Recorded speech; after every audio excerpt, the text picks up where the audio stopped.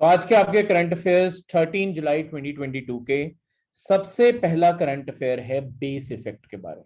देखो, base effect आपके economy की जितनी भी कैलकुलेशंस होती हैं उससे जुड़ा हुआ है। जैसे कि आपकी इन्फ्लेशन हो गया, आपकी जो जीडीपी कैलकुलेट की जाती है, इकोनॉमिक ग्रोथ रेट कैलकुलेट किया जाता है, ये सारी चीजों के लिए बेस इफेक्ट की डेफिनेशन आती है। बेस इफेक्ट होता क्या अपने आप में?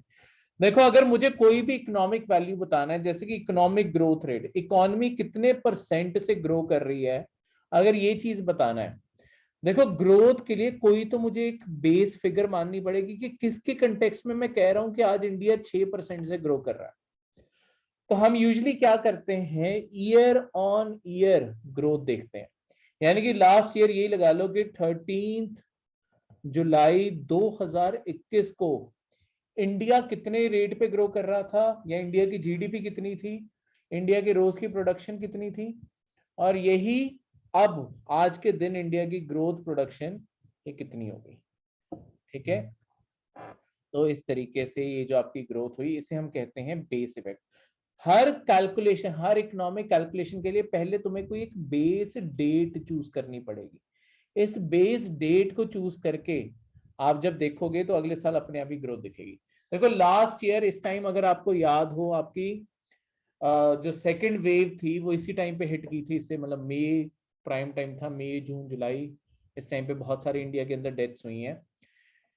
ये जो आपके कोविड का टाइम था, इस टाइम पे आपकी प्रोडक्शन भी बहुत ज्यादा इफेक्ट हुई थी। इसी कारण इंडिया के अंदर जो अभी फैक्ट्री आउटपुट, अगर तुम मई की देखोगे, लास्ट ईयर के मई के अंदर ही लॉकडाउन लगे हुए थे, सबसे डेंजरस मंथ मई ही था। इस साल फैक्ट्री आउटपुट यानी कि फैक्ट्री में कितनी तेजी से सामान बन रहा है, फैक्ट्री कितनी वैल्यू का सामान बना रही है, मैन्युफैक्चरिंग सेक्टर इंडिया में कितनी वैल्यू का सामान बना रहा है, उसमें ग्रोथ रेट है 19.6% की। पर ये जो ग्रोथ रेट है, इसका ये मतलब नहीं है कि एक्चुअली हमारी फैक्ट्रीज इंडिया के अंदर ज्यादा सामान बनाने लगती है। प्रॉब्लम ये है कि पिछले साल आपकी बहुत सारी फैक्ट्रीज लॉकडाउन के कारण बंद पड़ी थी, तो इस साल जब वो प्रोड्यूस कर रही हैं तो अपने आप ही वो बहुत बड़ा नंबर दिख रहा है। मतलब प्रोडक्शन या तो कम की पड़ी थी, ठीक है, क्योंकि वर्क फ्रॉम होम और ऑल्टरनेटिव वर्किंग डे ऐसे सारे कंसेप्ट चल रहे थे। तो ये जो चीज है उसके कारण अपने आप इस साल 19.6% लग रही है, क्योंकि पिछले साल से बड़ा लग रहा है। ठीक है, क्योंकि पिछला साल डिप्रेस था, उसका बेस छोटा बन गया। सपोज पिछले साल हमारी इंडस्ट्रीज ने इसी टाइम पे 10 बिलियन का सामान बनाया, सिर्फ जून जून में, सॉरी मई में। इस साल अगर आपके लेट्स सपोज, क्योंकि इंडस्ट्री सारी ओपन है, अगर 12 बिलियन का भी बना लिया तो ये लगेगा कि हम पहले से ज्यादा प्रोड्यूस कर रहे हैं शायद पिछले साल, क्योंकि हमारी कैपेसिटी हमने कम की थी। हाँ जी गुरविंदर जी, बिल्कुल ठीक है। बाद में यही लेक्चर यूट्यूब पे भी होगा। तो अबाउट अगली जो चीज है, इंडेक्स ऑफ इंडस्ट्रियल प्रोडक्शन। देखो, सरकार की तरफ से ये सेंट्रल स्टैटिस्टिक्स ऑर्गेनाइजेशन जो गवर्नमेंट की ऑर्गेनाइजेशन है, इसकी तरफ से हर महीने का, मतलब ये पीछे चलता है मंथली बेसिस पे, आपके एक इंडेक्स निकाला जाता है। ये इंडेक्स मेजर करता है कि आपकी इंडस्ट्री में कितनी ग्रोथ है। ये मंथ ऑन मंथ में मेजर करता है और ईयर ऑन ईयर भी देखता है कि पिछले साल से इस साल ग्रोथ कितनी होगी है, ताकि मेजर की जा सके कि इंडिया की इंडस्ट्री ग्रो कर रही है या डिक्लाइन कर रही है। इसलिए मंथ ऑन मंथ भी देखते हैं और ईयर ऑन ईयर भी देखते हैं। ठीक है, और एक इसका बेस ईयर भी हमने माना हुआ है, 2004-5 को हमने बेस ईयर भी लिया हुआ। 2004-5 में हमारी ग्रोथ कहाँ थी और उसके सामने आज 2022 में हमारी कहाँ ग्रोथ है, इसे भी हम मॉनिटर करते हैं। तो ये सारे इस इंडेक्स में पब्लिश होता है ताकि इंडिया की एक लॉन्ग टर्म ग्रोथ भी दिखे। ठीक है, और उन वैल्यूज को हम स्टिपुलेट करके पता लगा सकें कि हमारी मैन्युफैक्चरिंग सेक्टर को कोई करेक्शन की तो नहीं जरूरत, कोई क्राइसिस तो नहीं आ रही। इसलिए गवर्नमेंट ने ऐसे इंडेक्सेस क्रिएट किए होते हैं। सर अभी इस टाइम पे 2011-12 को जो बेस मारना था सर, जी, 2011 2004-5 इसका आईआईपी का 2004-5 है। आपके 2000 जो 15 बेस हो गया है वो उनके हुए हैं, कंज्यूमर प्राइस इंडेक्स हो सबके। होलसेल वाला अभी भी 2011 पे चल रहा है, कंज्यूमर 2015 पे चल रहा है, ये आपके 2004 पे चल रहा है। Okay sir, thank you. ठीक है, सेकंड जो आपका करंट अफेयर है वो है जेम्स वेब टेलीस्कोप के बारे में। देखो जेम्स वेब टेलीस्कोप आपने अगर सोशल मीडिया भी देखा होगा, अगर आज आप गूगल का भी पेज सर्च पेज खोल के देखोगे उसके ऊपर भी जेम्स वेब टेलीस्कोप ही बना हुआ है, क्योंकि कल आपके जेम्स वेब टेलीस्कोप में फार डीप स्पेस को की फोटो क्लिक की है। इसके कारण हम ऑलमोस्ट 13 बिलियन साल पीछे देख पाए हैं। अब ये कैसे दिखता है, 13 बिलियन साल हम पीछे कैसे देख सकते हैं, ये तो एक तरीके से टाइम ट्रैवल हो गया। देखो आज जो हम आसमान में तारे देख रहे हैं ये एक्चुअली आज की लाइट नहीं है इनकी। आज जो हमें अर्थ के ऊपर बैठे हुए आज तारों की लाइट आ रही है, ये तारे ने जिस टाइम ये लाइट भेजी थी ये तब से लाइट ट्रैवल कर रही है। अब ये तारा जितनी दूर होगा उतने टाइम बाद वो लाइट हमें मिलेगी। ठीक है, हम इसी कारण टेलीस्कोप स्पेस के अंदर भेजते हैं और इनके थ्रू हम कंसंट्रेट करके अपनी तरफ से ऑब्जर्वेशन यहां भेज देते हैं। तो एक्चुअली हम अभी जो लाइट हमारे तक नहीं भी पहुंची उससे भी बियॉन्ड जाके जो अभी वहां पे पीछे यूनिवर्स में चीज जब क्रिएट हो रही थी, क्योंकि लाइट उसी चीज को तो रिप्रेजेंट कर रही है कि वो लाइट कब हो रही है। ऐसा हो सकता है कि आज जो हम रात को तारे देख रहे हैं उसमें से बहुत सारे अब एक्चुअली एग्जिस्ट भी ना करते हो, फट चुके हो, वो स्टार्स ही हैं, स्टार्स खत्म हो चुके हो, पर क्योंकि उनकी लाइट अभी भी वो धीरे धीरे आ रही है, पुरानी लाइट ही वो आज तक हमें दिखाई दे रही है। ये टेलीस्कोप्स हेल्प करते हैं हमें इस लाइट के बियॉन्ड देखने में, और इसके कारण यूनिवर्स पहले कैसा दिखता था वो भी दिख जाता है। तो यहाँ पे 13 बिलियन साल पीछे हमने इसलिए देख लिया। ठीक है, जो आपके अगर जैसे यूनिवर्स जो क्रिएट हुआ था बिग बैंग से 13.7 बिलियन साल हमने पीछे देखा है, बिग बैंग से ऑलमोस्ट बस 800 मिलियन साल का फर्क रह गया है। और हमारी कुछ सालों में, सालों का मतलब है अगले 30-40 साल में टेक्नोलॉजी इवॉल्व इतनी हो जाएगी कि हम एक्चुअली बिग बैंग जब हुआ था उसे हम अपने टेलीस्कोप्स के थ्रू देख पाएंगे, और यहाँ बैठे हुए हम कैसे सारे यूनिवर्स क्रिएट हुआ है उसके सारे फंडामेंटल समझ पाएंगे। ठीक है, तो आज हमें वो गैलेक्सीज, उसकी एक्सपेंशन, ये सब कुछ जेम्स वेब टेलीस्कोप से दिखनी शुरू हुई है। इसने एक इंफ्रारेड फोटो ली है जिसमें बहुत सारी गैलेक्सीज जो पहले एग्जिस्ट करती थी, ठीक है, और कैसे कैसे वो एक्सपैंड किए और आज हम उनसे कितनी दूर एग्जिस्ट करते हैं, जो बिल्कुल बिग बैंग के सेंटर से एक्सपैंड होनी शुरू हुई। यहाँ पे जो गैलेक्सीज हैं हमें वो दिख रही हैं, हम इसके बहुत ही आउटर रीच पे एग्जिस्ट करते हैं। तो एक बहुत ही सिग्निफिकेंट डेवलपमेंट मानी जा रही है, और इसकी इमेजेस इसी कारण सोशल मीडिया हर जगह आपको दिखाई देंगी, क्योंकि ये बहुत ही बड़ी डेवलपमेंट है। देखो ये जो लाइट होती है, मतलब हमेशा जो स्पेस के अंदर डिस्टेंस होता है ना, इसे हमेशा लाइट ईयर में मेजर किया जाता है। अब लाइट ईयर अपने आप में होता क्या है, लाइट ईयर का मतलब होता है एक साल के अंदर जो आप हम कैलेंडर यूज करते हैं 365 डेज वाला, 365 डेज, उसे जूलियन ईयर भी कहते हैं 365 डेज को।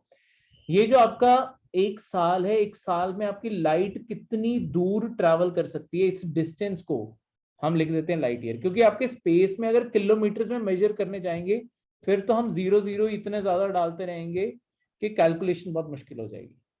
इसी कारण हमें, क्योंकि लाइट की स्पीड पता है वैक्यूम में क्या होती है, हम वैक्यूम के अंदर उस लाइट की जो स्पीड है उससे एज अ यूनिट मान लेते हैं, यानी कि ऑलमोस्ट आपके 9.46 ट्रिलियन किलोमीटर को हम कह देते हैं ये बस एक वन एस्ट्रोनॉमिकल यूनिट है, 1 लाइट ईयर है। तो हमें इतनी बड़ी वैल्यू, ट्रिलियन किलोमीटर, इतनी बड़ी वैल्यू लिखने की जगह मैं सिर्फ 1 डाल दूंगा, 1 लाइट ईयर, तो उसकी अपने आप वैल्यू अंडरस्टूड है कि ये इतने किलोमीटर दूर है अर्थ से। ठीक है, 2 डाल दूंगा डबल हो गया, 1.2 डाल दूंगा, तो इस तरीके से कैलकुलेशन करनी आसान हो जाए, इस कारण हम इतने बड़े यूनिट क्रिएट करते हैं। लाइट ईयर का मतलब होता है लाइट कितनी दूर तक ट्रैवल करती है एक साल में। इंफ्रारेड वेव्स, जिसके अंदर ये फोटो क्लिक की है जेम्स वेब में। अब इंफ्रारेड वेव्स क्या होती हैं और इसकी फोटो कैसे ली जाती है। देखो इंफ्रारेड वेव्स बेसिकली कोई भी जो हीट प्रोड्यूसिंग बॉडी होती है ना, उससे हमेशा इंफ्रारेड, ये गर्मी की वेव्स हैं जो निकलती हैं। अब स्टार से भी निकल रही हैं, कहीं से भी गर्मी प्रोड्यूस होगी। इवन हम ह्यूमंस, हमारा क्योंकि बॉडी टेम्परेचर एग्जिस्ट करता है, हम जिंदा है, ऑब्वियसली हमारा बॉडी टेम्परेचर एग्जिस्ट करता है, तो इवन हमारा हमारे अंदर से भी इंफ्रारेड लगातार निकलती रहती है। तो हम देख नहीं सकते होते इन सारी चीजों को, ऑब्वियसली तुम मुझे देख रहे हो या किसी भी और पर्सन को देखोगे, तुम्हें उसकी इंफ्रारेड रेज नहीं दिखाई देंगी। ये सिर्फ इंफ्रारेड जब आप लेंस यूज करोगे तभी आपको ये रेज दिखाई देती है, ठीक है। तो ये सिर्फ उस टाइम पे दिखाई देती हैं। तो कोई भी ऑब्जेक्ट जो हॉट होगा वो एमिट करेगा, मतलब जो ज्यादा हॉट होगा वो विजिबल लाइट भी एमिट कर देगा, जैसे स्टार्स हैं या फायर हो गया।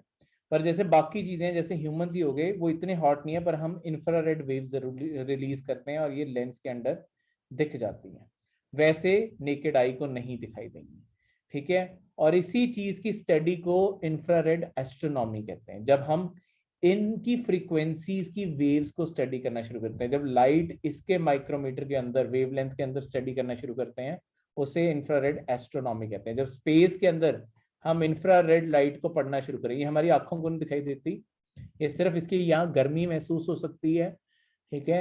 यहाँ जब आप लेंस इंसर्ट करोगे, लेंस के अंदर ये सारी इंफ्रारेड जगहों को दिखाने लग जाएगा, ठीक है। इस तरीके से ये सारे के सारे एग्जिस्ट करते हैं। अब जो जेम्स वेब स्पेस टेलीस्कोप है, ये ना नासा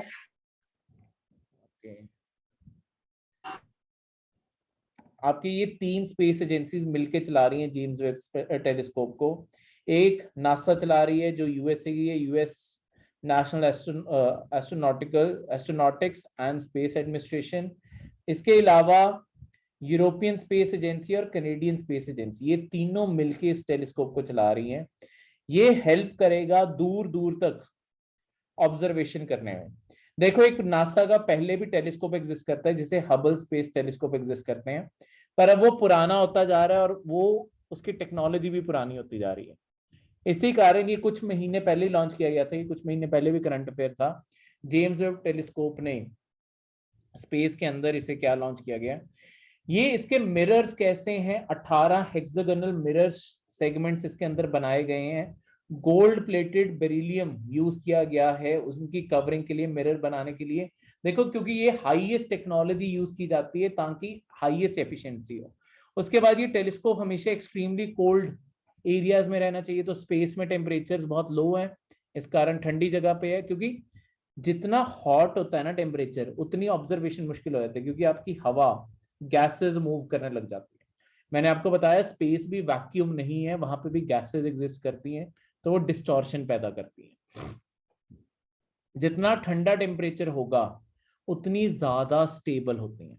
इसलिए आप जनरली ऑब्जर्वेटरीज भी देखोगे ना, जब भी आप लैब्स ऑब्जर्वेटरीज देखोगे जो एस्ट्रोनॉमी को डेडिकेटेड है, या तो बहुत ही पहाड़ों के ऊपर बनाई होती हैं, बहुत ही ऊंचे पहाड़ों के बिल्कुल टॉप पे बनाई होती हैं, ठीक है। नहीं तो अगर प्लेन्स के ऊपर बनानी है वो किसी ना किसी लेक के सेंटर में बनाई जाती है, क्योंकि पानी आसपास कूलिंग इफेक्ट दिखाता है जिसके कारण ऑब्जर्वेशन बेटर हो जाती है, ठीक है। या पहाड़ों के बिल्कुल टॉप पे बनाई जाएगी ताकि एक तो लाइट से डिस्टॉर्शन नहीं होती, और दूसरा टेम्परेचर रिड्यूस होने के कारण आपकी लाइट डिस्ट्रैक्ट कम होती है।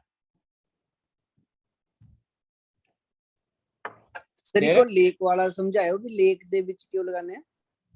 देखो दो चीजें हो जाती हैं, एक तो हवा के अंदर मॉइस्चर हो जाता है, ठीक है, तो उसके कारण भी ऑब्जर्वेशन, आपकी हवा मूव करनी कम कर जाती है उसके कारण, ठीक है। दूसरी चीज ओवरऑल जैसे अगर क्योंकि मॉइस्चर क्रिएट हुआ उसके कारण गर्मी सेटल डाउन होने लग जाती है, ठीक है। लेक्स के कारण ये कूलिंग इफेक्ट हवा में क्रिएट होता है, उस कूलिंग इफेक्ट के कारण हवा क्योंकि नहीं मूव करेगी, आपकी ऑब्जर्वेशन ज्यादा क्लियर होती है, इसलिए लेक्स के बीचों बीच ऑब्जर्वेटरीज भी बनाई जाती हैं, ठीक है। ये राजस्थान और ऐसी जगहों पे बनाई गई हैं, बाकी नहीं तो हाई एल्टीट्यूड एरिया सबसे प्रेफर्ड एरियाज होते हैं। जैसे इंडिया की जो टॉप ऑब्जर्वेटरी है वो लद्दाख के अंदर है, क्योंकि सबसे ऊंचा एरिया, ठीक है, और प्लेन ऊंचा एरिया, और वहां पे लाइट डिस्टॉर्शन बहुत कम है क्योंकि शहर दूर दूर तक नहीं एग्जिस्ट करते, इस कारण वहां पे ऑब्जर्वेशन करना बहुत आसान हो जाता है, ठीक है।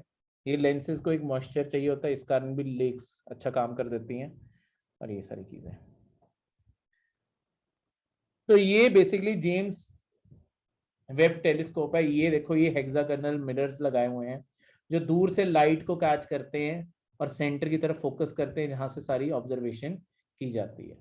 ठीक है, आपके camera instruments, primary measurement instrument, इनका वेट क्या है, ठीक है, कौन से इक्विपमेंट इनके ऊपर लगे हुए हैं, ये पूरी की पूरी यहाँ पे आपका डिटेल। 10 साल का मिशन है, इसके मिशन के गोल्स क्या हैं, लॉन्च डेट क्या थी, ठीक है, उसके बाद सन से बचाने के लिए इसके अंदर क्या रखा गया है, इसका इनर लेयर टेम्परेचर कितना रहता है, आउटर लेयर टेम्परेचर कितना रहता है।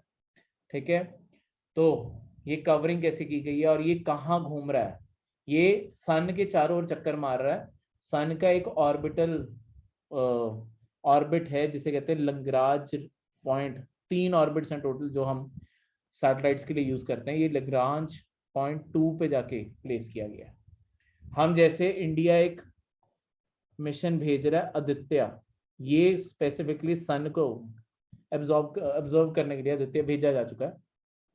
ये हमने L1 पॉइंट पे भेजा, लैग्रांज पॉइंट 1, ये सन के काफी करीब होगा। लैग्रांज पॉइंट 2 थोड़ा सा अर्थ के पास है, थोड़ा अर्थ के पीछे है, और तीसरा लैग्रांज 3। तो टोटल 3 पॉइंट्स है जहाँ पे सन के चारों ओर रोटेशन करवाई जाती है, अपने आप ही रोटेट करने का उन्हें मोशन मिल जाता है। ठीक है, हाँ जी सर, ये लैग्रांज पॉइंट क्या है? ये लैग्रांज रेंज बेसिकली आपके सन के चारों ओर अगर आपने किसी चीज को ऑर्बिट करवाना है ना, ये सिलेक्टेड पॉइंट्स हैं, फिक्स पॉइंट्स हैं, जिनके रास्ते में कुछ नहीं आता, तो टकराने के चांसेस मिनिमम हो जाते हैं। तो ऐसे सर और कंट्रीज की सैटेलाइट भी होंगी, उनसे टकरा सकते हैं फिक्स पॉइंट्स? नहीं, तो वो तो आपकी इंटरनेशनल एस्ट्रोनॉमिकल यूनियन एक बॉडी एग्जिस्ट करती है, इसका काम है कि हर सैटेलाइट लॉन्च करने से पहले ना आपको इनसे ऑर्बिट लेना पड़ता है कि कौन से ऑर्बिट पे लॉन्च करें, कौन सी डिग्री, कौन सी उस हाइट, हर चीज, इवन अर्थ के चारों ओर, मून के चारों ओर, सन के हर जगह की तुम्हें परमिशन लेनी पड़ती है। ऐसा नहीं कि हर कंट्री की मर्जी है कि आज यहाँ लॉन्च कर देते हैं। ये इंटरनेशनल ऑर्गेनाइजेशन है? हाँ जी, ये सारे साइंटिस्ट के द्वारा बनाई गई ऑर्गेनाइजेशन है, इस कारण यहाँ पे होता है। ठीक है सर, हाँ जी, सर आपने अभी बोला ना ऑब्जर्वेटरी लॉग जो लैब्स होती है वो लेक्स के सेंटर्स में होती है। हाँ जी। सर, जो लैंडलॉक्ड कंट्रीज होती है तो फिर वो कहाँ पे करती होंगी अपनी? नहीं, लेक तो कहीं पे भी हो सकते हैं ना, लैंडलॉक्ड कंट्री के अंदर भी तो लेक तो होगी ना कहीं ना कहीं। एक तो सर अनवेरी हो सकती है लैंडलॉक्ड कंट्री, मीनवाइल के आपको सी को, हाँ, आपकी कंट्री की बाउंड्री सी के साथ टचिंग करती है। बिल्कुल, लैंडलॉक्ड आपके समुद्र को करता है, ठीक है, पर लेक तो हर देश के अंदर हो सकते हैं ना, तो और हर कंट्री के अंदर ऑब्जर्वेटरी भी नहीं है। कई देशों के पास इतना पैसा ही नहीं है कि स्पेस एक्सप्लोरेशन के ऊपर लगाएं, है तो इंडिया के पास भी कम, पर आने वाला फील्ड ये है, तो ऑब्वियसली हमें अभी से लगाएंगे तभी जाके इंडिया डेवलप हो पाएगा, नहीं तो नहीं हो पाएगा। नेक्स्ट करंट अफेयर है गंगा के बारे, national mission for clean Ganga. देखो, ये इंडिया का एक प्राइमरी मिशन है इंडिया को साफ करने के लिए। इसके अंदर सबसे पहली चीज जो हमने पढ़नी है, हम रिवर पोल्यूशन को इंडिया के अंदर ना कैटेगराइज करते हैं। ये यूजुअली आपके किसी करंट अफेयर या बुक में फीचर नहीं होता, ये इसके अंदर एक सिंगल लाइन लिखी हुई थी, तो मैंने और ज्यादा डीप रिसर्च करके फिर ढूंढ के निकाला है कि आपकी जो सेंट्रल पोल्यूशन कंट्रोल बोर्ड है, कौन से एक्ट के अंडर बनाई गई है ये बॉडी? हाँ जी, कॉन्स्टिट्यूशनल बॉडी है या स्टैट्यूटरी बॉडी है? स्टैट्यूटरी बॉडी है। Water prevention and control of pollution act उसके अंडर बनाई गई थी। तो इसके अंडर आपकी अलग अलग कैटेगरीज एग्जिस्ट करती हैं पोल्यूशन की, जैसे कि पोल्यूशन 1, प्रायोरिटी 1 कैटेगरी, प्रायोरिटी 2, ऐसी टोटल 5 कैटेगरीज हैं। इनके अंदर प्रायोरिटी 1 ऐसे एरियाज होते हैं जहां पे मैक्सिमम पोल्यूशन हुआ होता है, ये मैक्सिमम है, जिनका बायोलॉजिकल ऑक्सीजन डिमांड, देखो जितने अंदर आपके ऑर्गेनिज्म होंगे, माइक्रो ऑर्गेनिजम्स होंगे, सबको ऑक्सीजन तो चाहिए ही होती है। जिनके अंदर ऑक्सीजन आपकी जितनी ज्यादा डिमांड होगी, जितनी जल्दी वो ऑक्सीजन कंज्यूम करी जा रहे हैं उस पानी की, यानी कि उसके अंदर उतने ज्यादा आपके बैक्टीरिया, पैरासाइट्स, ऐसी चीजें एग्जिस्ट कर रही हैं, फिशेस, ये सब कुछ। पर एक बार ऑक्सीजन खत्म होगी तो इन सब ने मर जाना।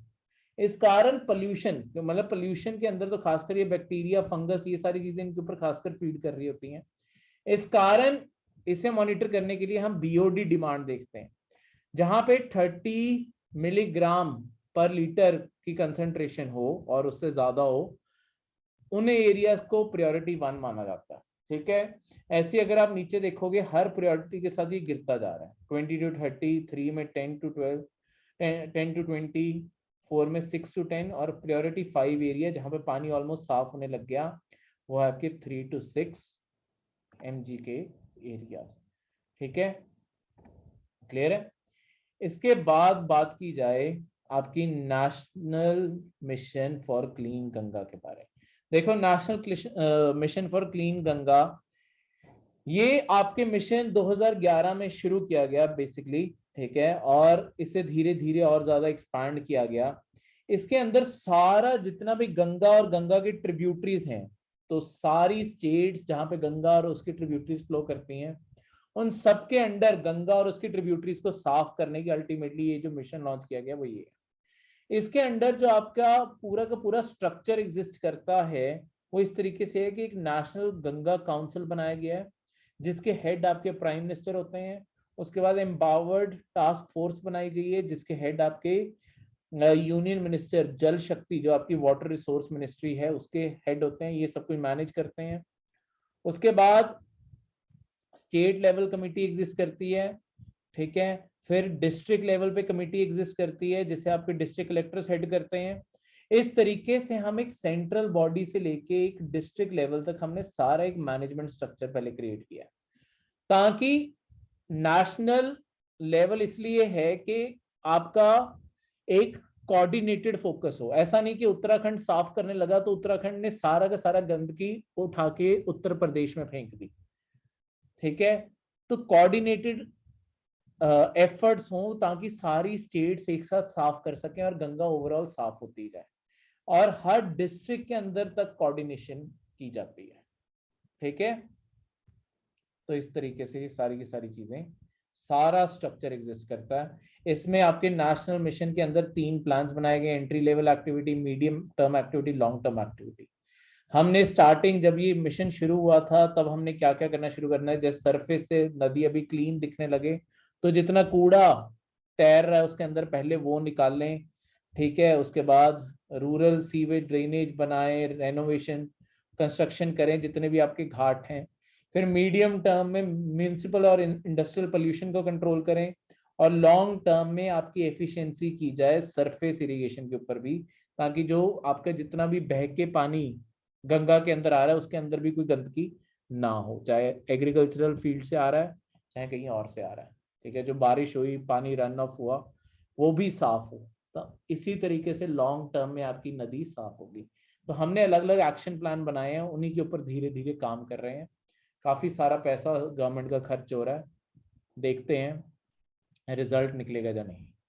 इससे से जुड़े कुछ और मिशन भी हैं इस पूरे करंट अफेयर में, जैसे अर्थ गंगा। अर्थ गंगा बेसिकली गंगा जिन भी स्टेट्स और जिन एरिया से पास करती है ना, हमारी वहां पे कोशिश है कि हम गंगा के आसपास इकोनॉमिक एक्टिविटीज भी बढ़ा सके। ठीक है, लोग की जो वहां पे आर्ट है, कुछ क्राफ्ट वो बेचते हैं, या किसी और तरीके से मतलब उनका रोजगार बढ़े। अगर उनका रोजगार बढ़ेगा तो सरकार की टैक्सेशन कलेक्शन बढ़ेगी, या अगर सरकार उन्हें कोई साइट अलॉट करती है कि तुम अपना ठेला यहाँ पे लगा लो, अपना स्टॉल यहाँ पे लगा लो, तो उसके बदले म्यूनिसिपैलिटीज पैसा चार्ज करेंगी, और वो पैसा अल्टीमेटली सरकार के ही काम आ सकता है गंगा को साफ रखने में। एक सस्टेनेबल इनकम स्ट्रीम बन जाएगी कि गंगा के ऊपर लगातार इन्वेस्ट कर सकें, सरकार को अपनी जेब से पैसा नहीं लगाना पड़ेगा। ठीक है, अगली चीज है इसी प्लान के अंदर हमारा एक प्लान है ग्रे वाटर मैनेजमेंट का। देखो, हमारे पानी को मैनेज करने के लिए बहुत जरूरी है कि जो हमारे घरों से पानी निकलता है ना, हमारे घरों से सारा पानी एक्चुअली सीवेज के लिए डायरेक्टली नहीं होता। अगर तुम जनरल सेंस में देखोगे, जैसे कि आप जहां पे भी हैंड वॉश कर रहे हो, जो आप सिंक्स यूज कर रहे हो, शावर ले रहे हो, बाथ ले रहे हो, वॉशिंग मशीन यूज कर रहे हो, डिश वॉशर कर रहे हो, ये सारी जगहों से जो पानी निकलता है, इनके अंदर आपके वाटर होता है, आपके सोप होता है, और थोड़ी बहुत ही डर्ट होगी, मतलब कंपैरेटिवली डर्ट कम होती है इन सारी चीजों से। अगर मैं डर्ट को फिल्टर आउट कर दूं, खासकर जब आप हैंड वॉश कर रहे हो, ये सब कुछ कर रहे हो, तो वाटर और सोप ही ज्यादातर रह जाता है। अगर मैं हल्का सा इसे ट्रीट कर दूं, केमिकल डाल के मैं सोप और डर्ट को न्यूट्रलाइज कर दूं, आपका पीछे पानी फिर से ऑलमोस्ट साफ पानी मिलने लग जाता है। अब ये साफ पानी के साथ क्या है, अगर ये साफ पानी ऐसे मिल रहा है आपके, ये पानी ऑब्वियसली कोई भी इंसान उस पानी को दोबारा यूज करना नहीं चाहेगा अपने ऊपर, पर इसीलिए इस पानी को ग्रे वाटर बोला जाता है। जो पहले पानी किसी और चीज में यूज हो चुका है, ठीक है, और उसके बाद उसका सेकंड यूज करना है, उसके अंदर से सोप और डर्ट निकाल दी है, अब उस पानी को हम और कहाँ यूज कर सकते हैं? जैसे मेरे गार्डन है, गार्डन के अंदर मैं पानी दे सकता हूँ, मैंने कार वॉश करनी है, मैं कार वॉश कर सकता हूँ, ठीक है। आपके जो टॉयलेट के फ्लश हैं, फ्लश के अंदर ये पानी यूज हो जाएगा। है तो सोप का पानी ना, ज्यादा से ज्यादा अगर सोप भी ना निकालूं, वही चीज फ्लश हो जाए, एक सिंगल वाटर दो जगह यूज होके जाएगा। ऐसे जो ऑलरेडी यूज्ड वाटर होता है और उसे रिसाइकलिंग के लिए यूज किया जाता है, उसे ग्रे वाटर मैनेजमेंट कहते हैं। क्लियर है? इसी के साथ में आपकी गोबर्धन स्कीम या गोबर्धन स्कीम, गोबर का फुल फॉर्म है galvanising organic bio agro resources, Gobardhan scheme. ये बेसिकली आपके स्वच्छ भारत मिशन ग्रामीण, जो रूरल एरिया की स्वच्छ भारत स्कीम है, उसके अंडर अप्लाई की जा रही है। यहाँ पे हमारी कोशिश है, एक तो गंदगी साफ हो जाए गोबर की, और ओपन डिफिकेशन सारी जगह, लोग खुले में जाना बंद करें और अपने जानवरों का भी लिटर हर जगह ना हो, बल्कि उस गोबर को, जो जानवरों का गोबर है, उसे कलेक्ट करके उससे खाद बना के, इवन जो टॉयलेट्स अगर आपके रूरल एरिया के अंदर पिट टॉयलेट बनाए जाते हैं, यहाँ पे एक खड्डा करके उसके अंदर ह्यूमन टॉयलेट्स यूज किए जाते हैं उन्हें, ऐसा तो लॉन्ग टर्म में इससे खाद बना के इस खाद को मार्केट में बेचा जा सके, तो अपने आप एक तो किसानों की इनकम बढ़ेगी और दूसरा नेचुरली सफाई रहने लग जाएगी आपके उस पूरे एरिया की। ठीक है, तो ये गोबर्धन स्कीम का यही फोकस है कि विलेजेस क्लीन हो, इनकम बढ़े रूरल हाउस होल्ड्स की, ठीक है, एनर्जी भी प्रोड्यूस हो कैटल वेस्ट से। जैसे कैटल वेस्ट से हम मिथेन प्रोड्यूस कर लेते हैं और मिथेन घरों के अंदर नेचुरल गैस का काम कर देते हैं। रूरल एरिया के अंदर गोबर प्लांट्स लगाए होते हैं लोगों ने, उससे ये गैस प्रोड्यूस करके ये कर लेते हैं। तो इस तरीके से ये सारी चीजें एग्जिस्ट करती हैं। Fourth, India's boost to private sector in space.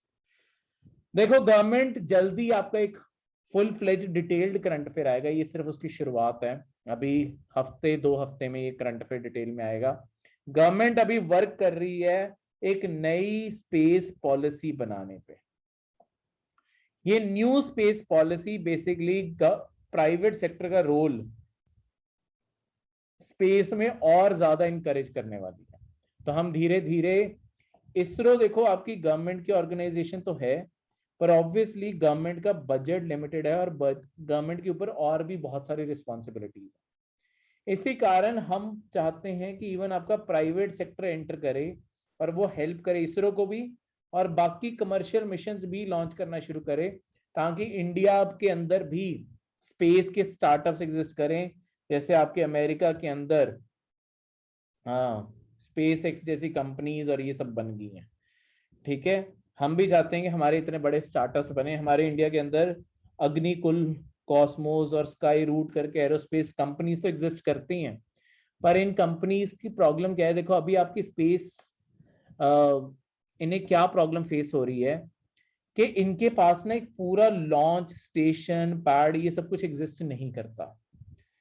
ठीक है, और आपकी प्राइवेट कंपनीज को अलाउड नहीं है इसरो की ये फैसिलिटीज को यूज करना। हम इस नई पॉलिसी से यही करना चाहते हैं कि आपके प्राइवेट सेक्टर को ओपन कर दें कि वो भी इसरो की ये लॉन्च फैसिलिटीज इन सबको यूज कर सकें और अपने रॉकेट्स लॉन्च करके टेस्ट कर सकें। और अगर उनके रॉकेट्स क्योंकि कामयाब हो गए, उन्हें और जगहों से भी काम आने लग जाएगा, अपने आप इंडिया का स्पेस सेक्टर बहुत एडवांस होने लग जाएगा। तो ये हमारा मेन फोकस है इसके थ्रू।